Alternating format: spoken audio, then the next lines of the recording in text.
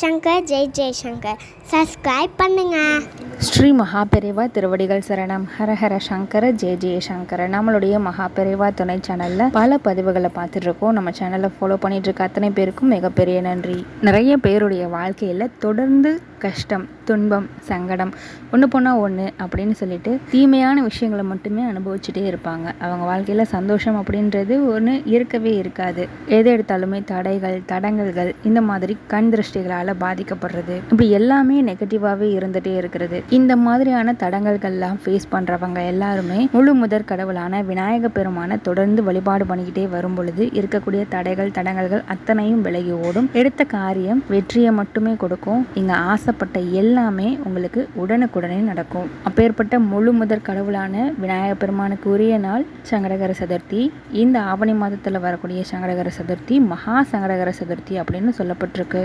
இந்த ஒரு நாளில் விரதம் இருந்து விநாயக பெருமானை வழிபாடு பண்ணினீங்க அப்படின்னா வருடத்தில் அத்தனை சங்கடகர சதுர்த்திக்கும் விரதம் இருந்து வழிபட்ட பலன் உங்களுக்கு ஒரே நாளில் கிடைக்கும். எப்பவும் போல் சங்கடகர சதுர்த்தி அன்னைக்கு காலையில் எழுந்து குளித்து உங்கள் வீட்டில் பூஜை பண்ணிவிட்டு உங்கள் வீட்டுக்கு பக்கத்தில் இருக்கக்கூடிய பிள்ளையார், அதுவும் அரச மரத்தடி பிள்ளையார், அப்படி இல்லைன்னா வன்னி மரத்தடி பிள்ளையாராக இருந்தால் நீங்கள் தேர்ந்தெடுத்துக்கோங்க. அந்த இடத்துக்கு போங்க. நீங்கள் போகும் பொழுது நீங்கள் எடுத்துகிட்டு போகக்கூடிய ஒரு பொருள்னு இருக்குது. அதை நீங்கள் வீட்டிலேயே கொஞ்சம் ரெடி பண்ணி வச்சுக்கணும். பச்சரிசியை எடுத்துக்கோங்க. அதை நல்லா பவுடர் பண்ணிக்கோங்க. ரொம்ப பவுடராக இல்லாமல் 1-2 உடைச்சிக்கோங்க. அது கூடவே சர்க்கரை போட்டுக்கோங்க. அப்படி இல்லைன்னா வெல்லம் போட்டுக்கோங்க தூள் பண்ணி. இந்த ரெண்டையும் கலந்த கலவையை நீங்கள் போகும்போது எடுத்துகிட்டு போங்க. அந்த அரச மரத்தடி விநாயக பெருமானை 9 முறை சுற்றி வாங்க. 9 அப்படின்றது நவ கிரகங்களுக்கு உரிய சுற்றுகளாகும்.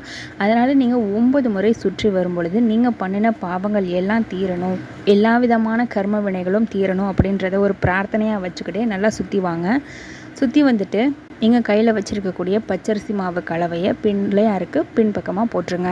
அங்கே வரக்கூடிய கட்டெரும்புகள் எல்லாமே அந்த பச்சரிசி மாவை சாப்பிடுங்க. உங்களுடைய பல ஜென்ம பாவமும் கரையும். இது உங்கள் எல்லாருக்குமே தெரிஞ்ச பரிகாரமாக இருந்தாலுமே இந்த மகா சங்கடகர சதுர்த்தி அன்னைக்கு செய்யும் பொழுது அது உடனுக்குடனே பரிகாரமாக உங்களுக்கு அமையும். இந்த நாளை தவற விட்டுறாதீங்க. ஹரஹர சங்கர ஜெய ஜெய சங்கர.